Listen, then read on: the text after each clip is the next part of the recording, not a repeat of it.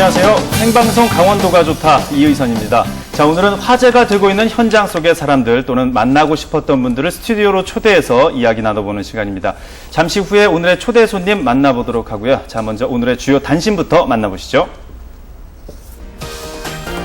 자, 도내 솔잎 폭발이 피해 밀도가 낮아졌습니다. 지난 2006년 27%였던 피해율이 지난해 10%로 감소했는데요. 지속적인 방제 사업이 효과를 거뒀기 때문으로 분석됩니다.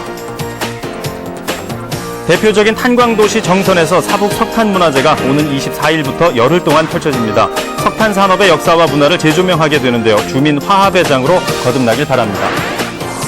인제군이 친환경 도시 조성을 위해서 자전거 도로 구축에 나섭니다. 이미 실시 설계를 마친 상황인데요. 주민 휴식 공간 확충과 교통난 해소에 도움이 되길 기대해 보겠습니다. 오는 8월 화천에서 다양한 수상 행사가 열립니다. 쪽배 캠프, 토마토 축제 기간에 물과 연계한 체험 행사가 치러질 예정인데요. 올여름 물의 나라 화천에서 수상 체험의 진수를 만끽해 보는 것도 좋겠죠. 자, 삶의 애환이 담겨 있는 이 정선 지역의 사북이 있죠. 이 사북에서 석탄 문화제가 열리게 되는데요. 뜻깊은 자리가 될 것 같습니다. 많은 분들이 함께 하셨으면 좋겠네요. 자, 이 석탄 문화제가 열리는 사북을 비롯해서 강원도에는 이 폐광 지역이 넓게 분포되어 있죠. 네, 이곳에는 아직까지도 경제적인 문제뿐만 아니라 환경 문제도 쉽게 해결되지 않고 있습니다. 자, 그래서 오늘은 이런 문제를 어떻게 풀어나가야 할지 한국광해관리공단의 이희재 이사장과 함께 이야기 나눠보도록 하겠습니다. 어서 오십시오. 네, 안녕하세요. 네. 네. 자, 먼저 광해관리공단. 네, 이름이 쉽지는 않습니다. 네, 잠시 그 공단에 대한 설명 부탁드립니다.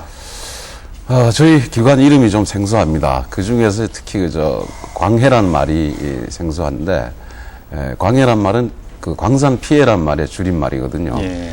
그래서 우리가 광산을 개발하게 되면은 필연적으로 자연 환경을 훼손하고, 그렇게 훼손된 자연 환경이 또 국민 건강을 위협하고 이렇게 되는데, 그러한 그 광산 피해를 예. 정부 차원에서 전문적으로 관리하는 기관으로서 저희 광해관리공단이 준정부기관으로 존재하고 있습니다. 그래서 네. 그런 광산 피해 관리뿐만이 아니고 또 저희 나라에는 그 석탄 산업이 많이 축소되면서 폐광 지역이 여러 곳 있지 않습니까? 네. 그런 폐광 지역의 그 대체 산업을 육성하는 일, 알기 쉽게 말씀드리자면은 강원도 대표 기업이라 할 수 있는 그 강원랜드도 네. 저희 공단이 설립한 거고요. 출자를 한 거죠. 그렇죠. 출자를 했고, 영월의 동강시스타, 삼척의 블랙벨리 컨트리 클럽, 예. 이런 것도 다 저희 공단이 출자를 해서 설립했습니다. 네. 그리고 또 아직도 석탄 생산을 하고 있거든요. 예. 그런 석탄 산업에 대한 지원이라든지 또 연탄을 쓰는 가정들이 아주 많은데, 저게 연탄 쓰는 가정들은 저소득층이거든요. 예. 그런 분들이 이제 겨울철에 좀 따뜻하게 나도록 그 에너지 복지 차원에서 연탄 쿠폰을 지원하는 사업도 하고 있고, 뭐 여러 가지 하고 있습니다. 네. 네. 정말 다양한 일을 하고 계신데 그 중에서 요즘에 이 환경 문제가 대두되다 보니까 이 광산 지역의 오염 문제에 가장 집중을 많이 하실 것 같아요. 네. 네. 여러 가지 오염 문제가 있는데 주로 나타나는 현상은 어떤 것들이 있습니까? 광산을 개발하게 되면 이제 필수적으로 땅을 파들어 가야 되지 않습니까? 예, 갱구를 이제 만들어야 돼요. 그래서 땅을 파들어 가기 때문에 1차적으로는 산림을 훼손해야 되고, 또 땅을 파니까 그 지하 공동이 집안 침하를 일으키기도 하고, 네. 또 그 수질이 오염되고, 또 네. 토양이 오염되고, 이런 뭐 여러 가지 이 광해 유형이 있죠. 네. 그러면 처음에 갱구를 만들거나 이 광산 지역을 개발할 때부터 이런 환경 문제를 철저히 예방하거나 관리를 했더라면 지금과 같은 문제는 생기지 않았을까요? 사실 지금 우리가 쓰는 모든 물건이 이 광물 자원 없이는 만들어질 수 없는 거거든요. 예. 그래서 문명의 발달, 이 산업화, 근대화 이런 것이 결국 광산 개발을 수반해서 이루어진 건데, 그런 광산 개발이, 그러니까 경제 성장에만 치중하던 시절에는 예. 그런 그 환경 피해에 대해서 제대로 눈을 돌릴 겨를이 없었고요. 네. 선진국 사례를 보더라도 대개 이제 국민 소득이 한 1만 불을 넘어서면서 환경 피해에 관심을 갖기 시작하고, 네. 2만 불 수준에 가면은 이제 그에 대한 대책을 이제 법적으로나 뭐 여러 가지 대책을 취하게 되는데, 그래서 우리나라도 2006년도에 네. 광산 피해 방지 및 복구에 관한 법률이 제정됐고요. 그에 따라서 저희 광해관리공단이 설립돼서 이제 전문적으로 아주 완벽하게 대처하고 있습니다. 네. 이 강원도 지역의 경우는 폐광 지역이 실제 주거지하고 굉장히 가깝게 있지 않습니까? 네, 그래서 이 오염에 대한 문제가 더 민감해지고 있는데 구체적으로 어떤 상황에 놓여 있는지 설명을 좀 부탁드립니다. 강원도 뿐만이 아니고 우리나라는 전체적으로 인구 밀도가 높습니다. 그래서 이 다른 나라와 달리 그 광산 개발 지역하고 주거지가 아주 가까이 밀착돼 있거든요. 네. 그래서 광산 피해 문제가 지역 주민들한테 보다 더 심각하게 영향을 초래하는 거죠.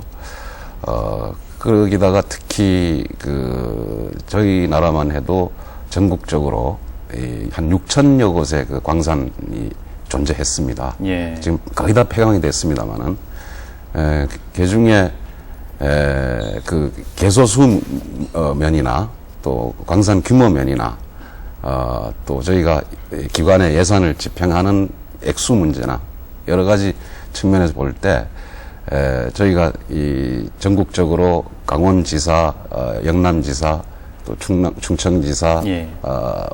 경인지사, 호남지사 이렇게 5개 지사를 두고 있습니다만은 강원지사가 차지하는 비중이 절반이 넘습니다. 예. 한번 오염된 자원을 원상복구한다는 게 사실 거의 불가능하지 않습니까? 거의 비슷하게는 가더라도 시간이 좀 해결해야 할 문제도 상당히 있고요. 근데 이 폐광 지역의 경우는 어떻게 원상복구를 하고 또 어떤 방법으로 이 추진을 계획하고 있는지요? 전국적으로 그렇게 6천여 곳 많이 이제 산재하고 있는데, 그걸 일시에 다 복원하기는 어렵거든요. 예. 그래서, 저희가 2006년도 광해방지법이 제정되면서 2007년부터 5년 단위로 해가지고 예. 4차 계획까지, 그러니까 5년이 4차 계획이면 2026년이 되지 않습니까? 네. 그래서 20년 동안 매년 한 1,000억 규모의 정부 예산을 투입을 해서 총 2조 원 규모가 되는데 네. 전국적으로 산재하고 있는 그 광산 피해 대책을 완벽하게 완료하는 걸로 그렇게 계획이 세워져 있습니다. 네.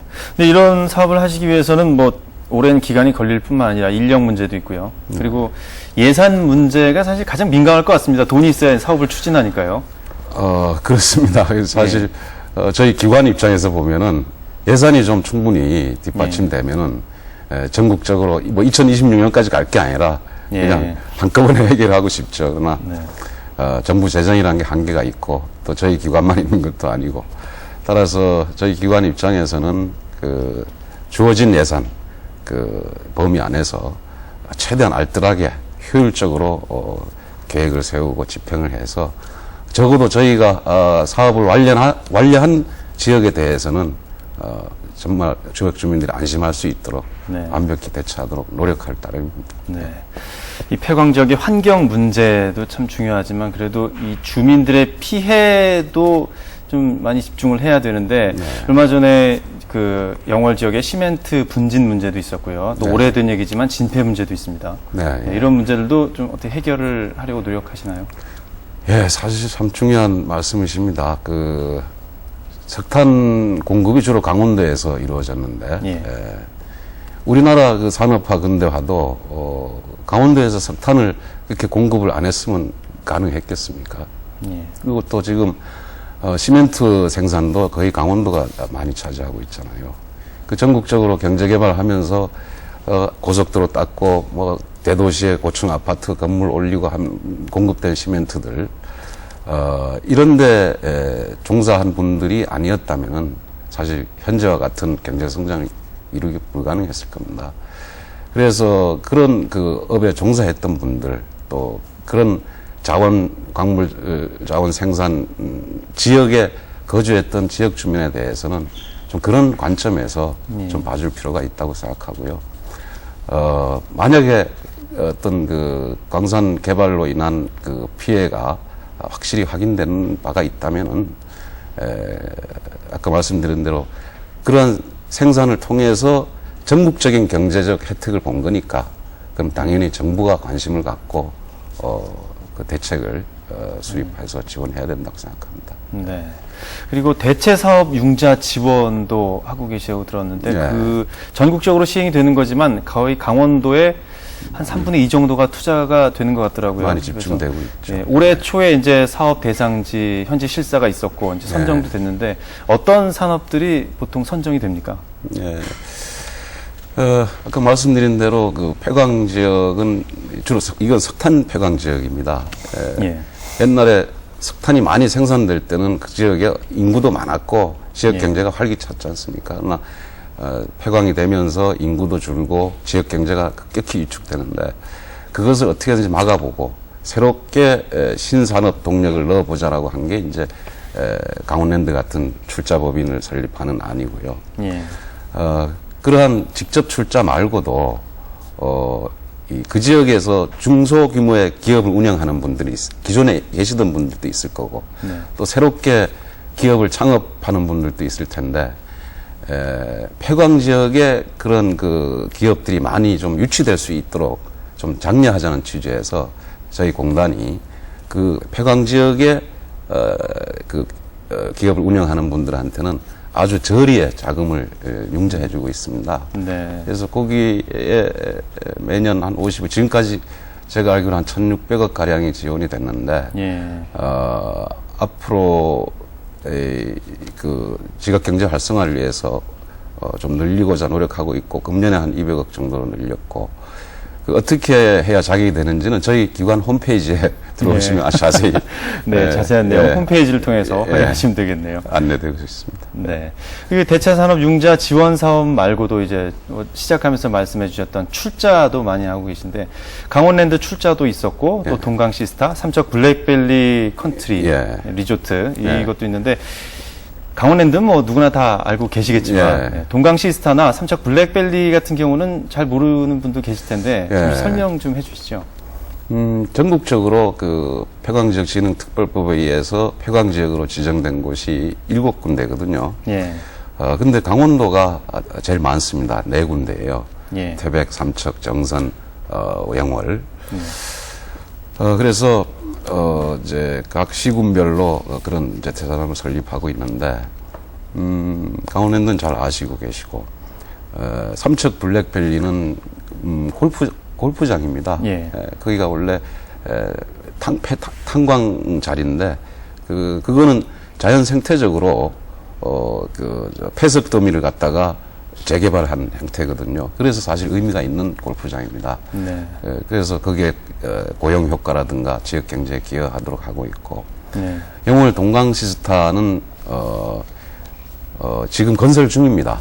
그래서 거기도 골프장 라인홀하고 거기는 동강 경관이 워낙 훌륭하기 때문에 콘도 숙박 시설까지 갖춰서 현재 공사가 진행 중인데 내년 10월 오픈 예정으로 하고 있습니다. 그 외에도 지금 태백의 그 IT 이 게임 프로그램 개발 단지를 조성하려고 하는 ECT 프로젝트, 또 삼척의 스위치백 리조트라 그래서 그 이제 폐기되는 철도를 이제 활용한